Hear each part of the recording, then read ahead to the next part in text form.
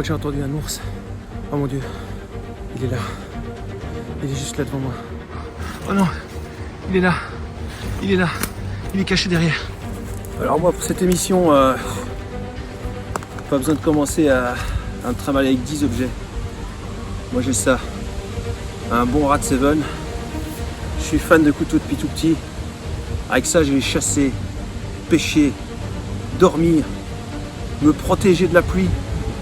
Et à la fin, il n'en restera qu'un. Ça fait maintenant déjà 10 jours que je suis sans ma famille. Je savais pas que ça allait être aussi dur. Oh, il me manque ma femme, mes 17 putains de gosses. Je crois que je vais rentrer. On est survivaliste depuis 3 générations. Cette émission, je vais te la bouffer et ça va être vite réglé. Il n'y a pas de place pour les faibles ici. Alors, si t'es pas à l'auteur, rentre chez toi. Moi, je suis prêt. Wish me luck. Il y a eu, un peu là-haut sur la colline, un combat entre 2 coqs. Il y avait des loups partout autour. Je pense qu'un loup m'a suivi. Il est temps que je trouve une cachette. Ça va faire déjà plus ou moins 12 heures que je suis dans la forêt, seul. Alors bon, pour l'instant j'ai pas trouvé grand chose à manger. Je mange des feuilles. Mais je sais pas si c'était une bonne idée en tant que vegan de faire cette émission pour finir. Je sais pas. Mes pièges que j'avais fait avec du fil dentaire, ça n'a pas fonctionné.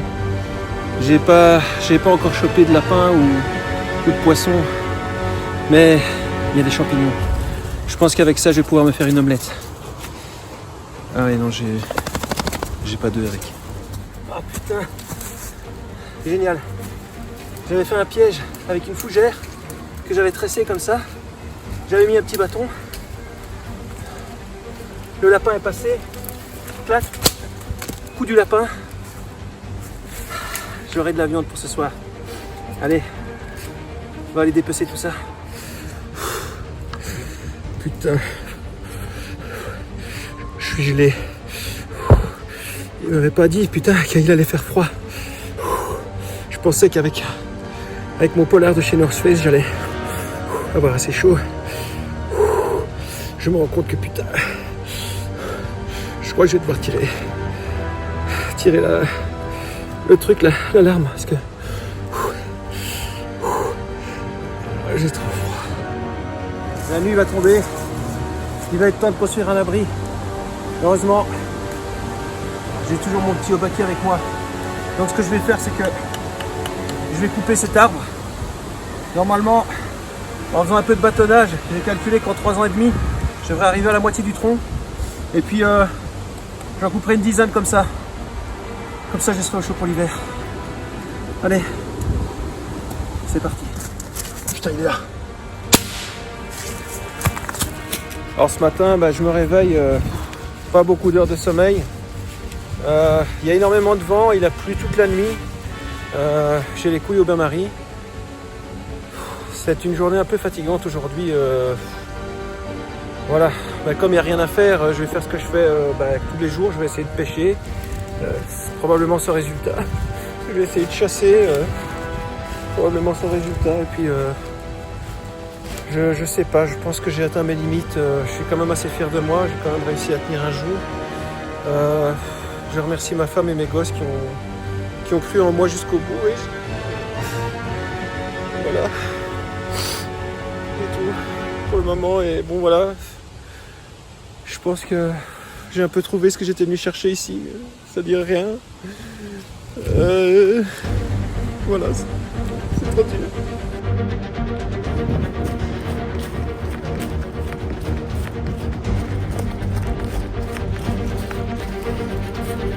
Il n'en restera qu'un.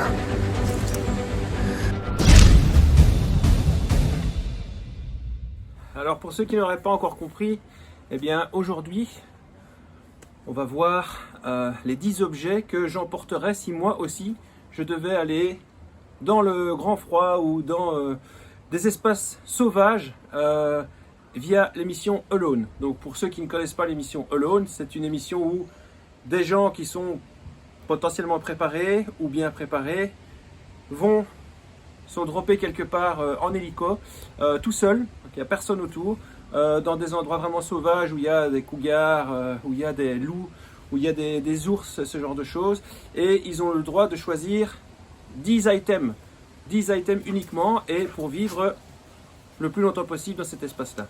Dès qu'ils craquent, dès qu'il y a un accident, dès qu'ils sont en train de crever de froid ou de faim, ils tirent une fusée de détresse et on vient les rechercher. Celui qui termine après les autres a gagné.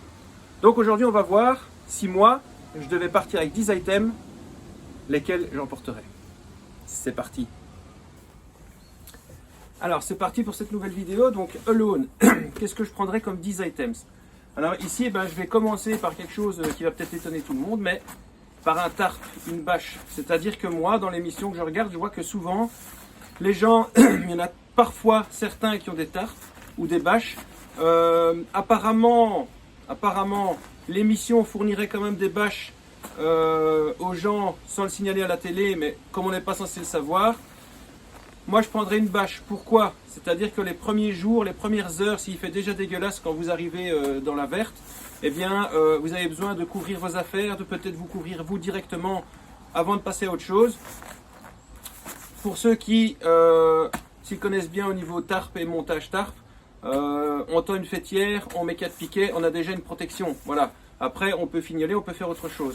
Mais souvent, ce que je constate, c'est que les gens qui sont persuadés qu'ils vont faire des abris naturels magnifiques, eh bien, en fait, ça perce, ils ont froid, ils essaient de faire des abris qui sont beaucoup trop grands et donc il y a beaucoup de déperdition de chaleur. Avec ça, ici, en 3 minutes, l'abri est monté et on peut déjà éventuellement commencer à faire du repérage pour le bois, pour le feu et éventuellement déjà pour tout ce qui est chasse et pêche.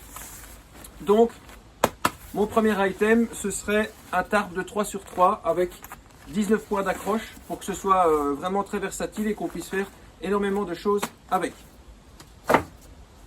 Mon deuxième item, c'est mon sac de couchage qui me suit partout.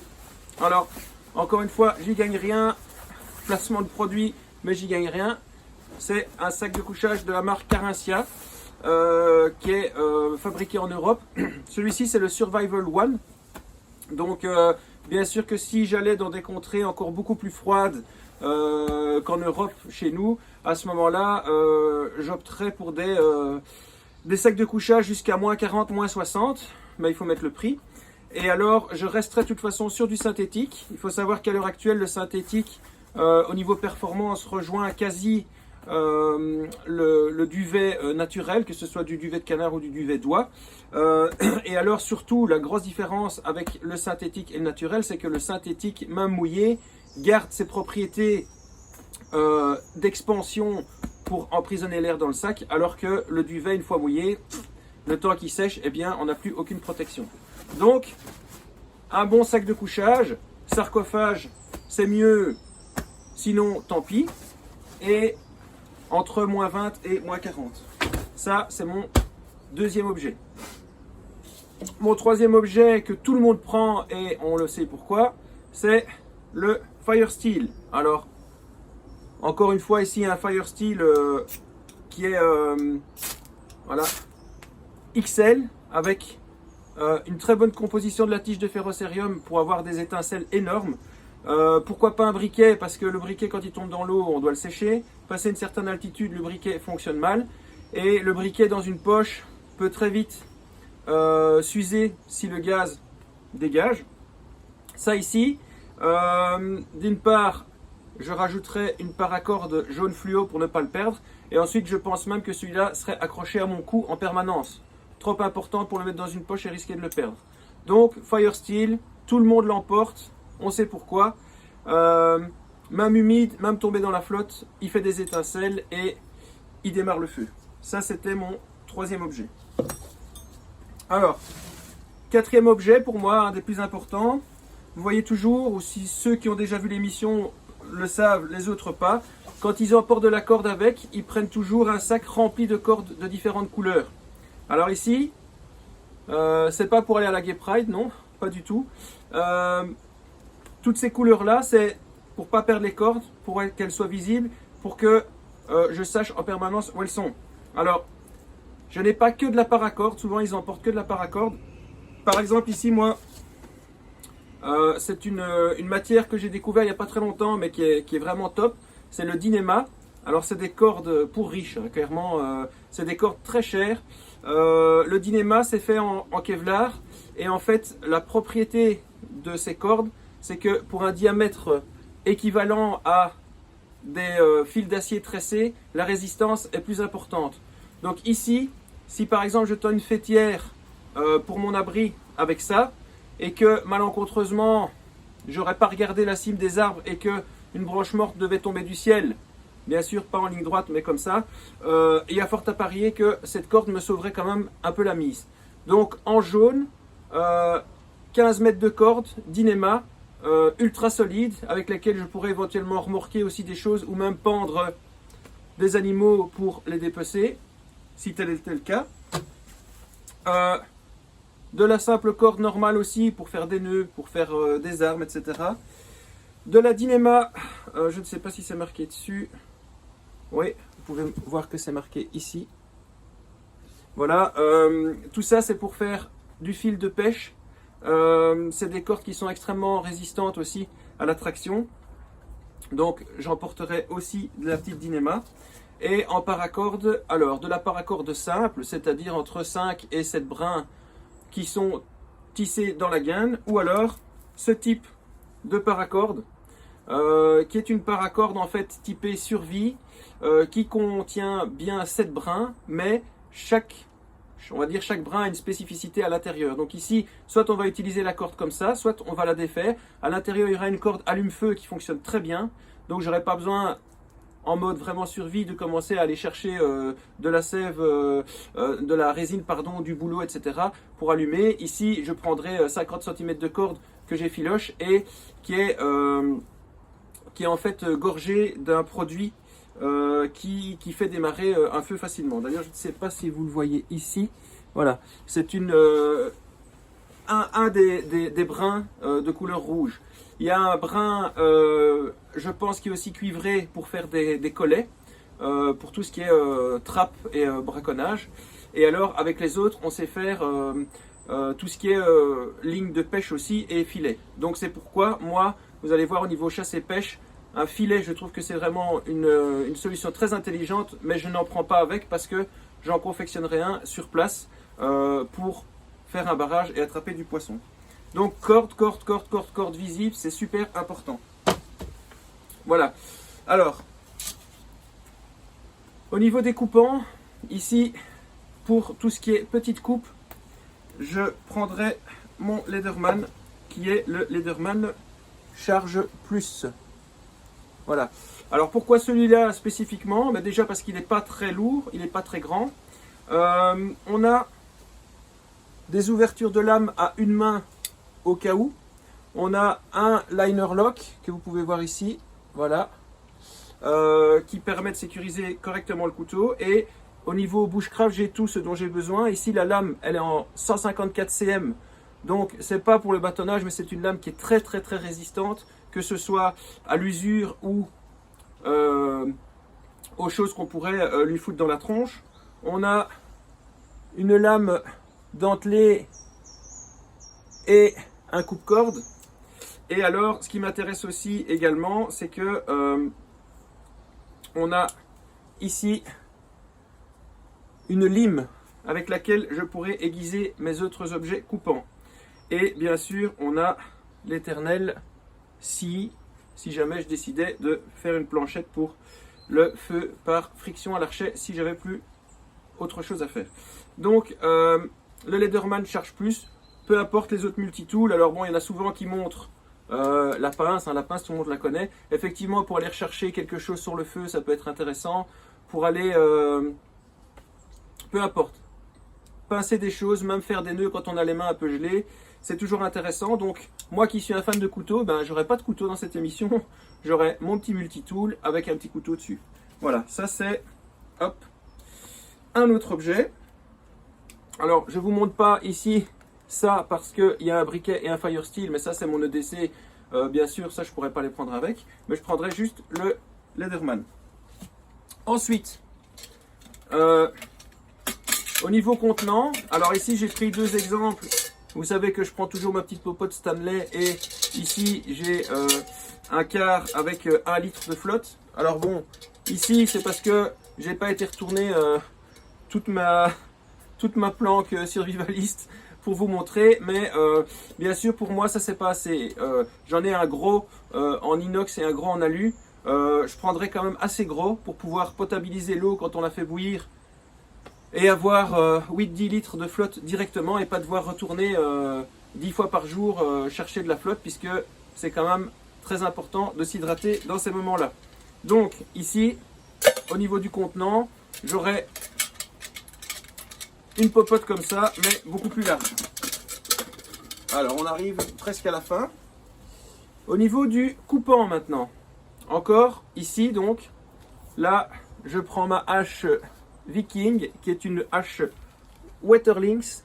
Alors un abonné m'avait demandé de faire une review dessus, je le ferai à l'occasion. Il faut savoir que je pense que Waterlynx n'est plus fabriqué. Ici j'avais mis une protection en cuir, protection gain de la marque Castrom, hein, comme les couteaux Bushcraft, et la protection en cuir ici de base est pas mal. Alors l'avantage de ces haches suédoises, c'est que vous voyez qu'elles sont forgées en coin, c'est-à-dire que ici, pour couper du petit bois, pour faire des coupes un peu comme un merlin, c'est tout à fait possible. On ne va pas utiliser trop ça comme marteau, mais c'est possible aussi. Et c'est surtout que ces haches sont ultra tranchantes. Alors encore une fois, en la prenant comme ça, je peux faire mes feather sticks, je peux faire des coupes de précision, j'ai pas besoin d'autre chose. Si je veux vraiment faire des bâtons hérissons tout petits, je prendrai mon Leatherman. Donc ici, ma petite hache. Alors, dans les haches de la même qualité, vous avez les Grands Svorbruck, vous avez les Hulsbruck. Toutes ces haches sont faites de toute façon dans la fameuse forge suédoise de Hulsbrucks. Et alors, le manche est en icori. Le manche, c'est important qu'il soit en icori parce que l'icori, donc c'est un bois américain qui est ultra stable pour tout ce qui est intempéries et tout ce qui est éventuellement choc qui arriverait dans le bois. D'ailleurs, c'est mentionné ici que c'est de l'icori. Donc ici, mon seul coupant au niveau lame, ce serait ma hache. J'ai pas besoin d'une plus grande hache. Pourquoi? Parce que même pour des troncs comme ça me prendra 10 minutes de plus, mais ça coupe très bien. Ça a une super bonne inertie. Le manche est vraiment bien calculé. Et encore une fois, je remplacerai cette paracorde-ci par de la paracorde fluo pour ne pas perdre ma hache. Au niveau défense, elle est très bien aussi. Super petite hache. Si vous avez l'occasion d'en trouver encore sur les sites, Waterlynx, c'est vraiment le top du top et c'est dommage qu'ils ont arrêté. Alors, tant qu'on est dans les coupants, je prendrai une scie Silky. Alors, pour ceux qui connaissent l'émission, la plupart du temps, les gens prennent la toute grosse Silky qui se défait en son centre et qui se sécurise avec une vis. Moi, celle-ci est très bien. C'est une alternative un peu au-dessus de celle que je vous avais montrée dans ma vidéo sur les scies, mais ça reste du Silky. Silky, c'est vraiment le top du top. Couleur vive, encore une fois pour pas la perdre. Possibilité d'avoir plusieurs accroches à gauche à droite. Et ça vient à bout de très grosses sections. Donc vous voyez que ici, si on a une section d'arbre comme ça, un diamètre, ça va tout seul. Et j'ai pas besoin de plus pour me chauffer. J'ai pas besoin de plus si je devais faire un radeau. J'ai pas besoin de plus pour des pièges. Et j'ai pas besoin de plus pour une cabane. La plupart des cabanes en rondins, ce sont des rondins de ce diamètre-là. Voilà, donc ici c'est amplement suffisant. Si je dois m'en servir pour la défense, je ne dois pas commencer à la déplier. Il suffit que je la sorte de l'étui et c'est fini. Donc, scie Silky. Pour faire un résumé, dans les coupants, j'ai mon Leatherman, j'ai ma H Waterlynx et j'ai ma scie Silky. Ça, c'était le 8e item. Alors, le 9e item que j'ai, je pense pour l'instant, jamais vu. Alors, j'attends vos avis. Il y en a qui vont me dire que c'est stupide de prendre ça là-bas. Il y en a qui vont me dire que ça sert à rien. Il y en a qui vont me dire qu'il y a d'autres choses plus importantes, peut-être. Mais j'ai pris une radio survie. Alors, c'est pas pour écouter de la musique, j'en ai rien à foutre. Mais il faut savoir que ce genre de petits bijoux de technologie, hein, c'est clairement des bijoux de technologie pour moi, ça peut fonctionner via un switch sur des piles AAA, les petites piles crayons, ou sur une batterie lithium. Ça, c'est la première chose qui m'intéresse. Deuxième chose qui m'intéresse, et la plus importante, c'est que je peux la recharger via dynamo. Et contrairement à certains produits de sites très cheap, où la dynamo fonctionne 3 fois et puis il n'y a plus rien, ici ça fait 5 ans que je l'ai et qu'elle fonctionne toujours sur dynamo. Donc au pire, si je devais aller dans l'émission, je rachèterais une nouvelle où je sais que pendant au moins 3-4 mois elle ne me fera pas défaut, que ce soit au niveau de la batterie au lithium ou au niveau des piles, puisque je pourrais mettre le tout là-dedans. Et donc ce qui m'intéresse ici, eh bien c'est pas la radio comme je disais, c'est la lampe de poche ici et c'est la lampe de poche ici, qui se recharge également via panneau solaire. Alors, vous allez me dire à quoi ça sert d'avoir une lampe de poche? Eh bien, c'est très simple. Dans l'émission, on voit souvent des gens qui sont morts stressés parce qu'ils entendent des bruits, qui se demandent si c'est un ours, un loup, quelqu'un qui leur voudrait du mal. Rien qu'avec le fait de passer la lampe dans le noir, les yeux des prédateurs vont ressortir et on saura les localiser d'une part et éventuellement voir en fonction de la hauteur des yeux par rapport au sol ce qu'il y a autour. Deuxièmement, le feu, ça réchauffe, ça éclaire alentour, mais vous vous retournez et il n'y a plus rien. Donc si vous avez besoin de chercher votre Leatherman par exemple en urgence ou une corde en urgence pour faire n'importe quoi, ou même pour regarder si vous êtes blessé autour du feu, pour moi la lumière, c'est ultra important la nuit. Que ce soit même pour aller chercher du bois, si vous n'avez plus pensé que votre feu est en train de s'éteindre, lumière, lumière, lumière. Pour moi, c'est vital la lumière. Dernière chose, ici, vous avez un SOS. Alors le SOS, bien sûr, là-bas, ils ont des fusées d'alarme. Mais si par exemple, justement, il y a un prédateur, voilà, rien qu'un bruit inhabituel avec une lampe qui clignote pourrait les faire fuir. Voilà. Donc, j'attends vos remarques, constructives bien sûr, mais pour moi, la lumière, c'est hyper important. Et alors, last but not least, je prendrai une arme à feu avec. Alors, pourquoi est-ce que je ne prendrais pas un arc? Pourquoi est-ce que je ne prendrais pas une arbalète? Pourquoi est-ce que je ne prendrais pas un pistolet à main ou autre chose? Alors déjà, pour tirer à l'arc, déjà il faut être très bon. Ensuite, l'arc, en fonction de la tension de la corde, il a une certaine portée. Et si vous voulez un arc ultra tendu, il ne faudra pas laisser tendre la corde en permanence. Hein. Les arcs de compétition, ils sont détendus après la compétition. Et donc pour bander un arc avec des mains gelées, c'est difficile. Et vous n'avez pas 150 flèches ici. Une bonne carabine avec une lunette, on va dire qui a une portée de 100 à 400 mètres. Vous prenez une boîte de 50 ou 100 munitions avec. Il ne faut pas être un chasseur expert. Alors attention, hein, ne me faites pas dire ce que j'ai pas dit. C'est-à-dire qu'il ne faut pas être du mauvais côté du vent, il ne faut pas faire du bruit, il ne faut pas avoir des vêtements, etc. Mais si dans l'ensemble, on arrive déjà à faire du repérage d'animaux, mais un animal qui a 150 mètres, avec une carabine, vous pouvez vous le faire, qu'avec un arc, c'est difficile. L'arc, on va dire, oui, on peut éventuellement récupérer la flèche. Je ne sais pas si vous avez déjà tiré avec des arcs. Pour récupérer les flèches, c'est pas toujours facile. Les flèches, quand elles heurtent un arbre, un tronc ou quelque chose de dur, ça casse également. On en a qui sont faites en fibre de verre, en alu, etc. Ça plie ou ça casse. Voilà. Une arme, une bonne arme où il y a beaucoup de mécanique dedans, très basique, avec un calibre. Alors je ne vais pas commencer à parler calibre ici. Pour moi, du 22, c'est pas assez, mais en tout cas, un calibre qui peut arrêter, on va dire, des grosses bébêtes et qui fait beaucoup de dégâts. Et alors, l'avantage de ça, c'est dans la défense, effectivement, si jamais on a le temps de voir venir ours ou autres prédateurs, on peut aussi faire des coups de semonce pour faire du bruit.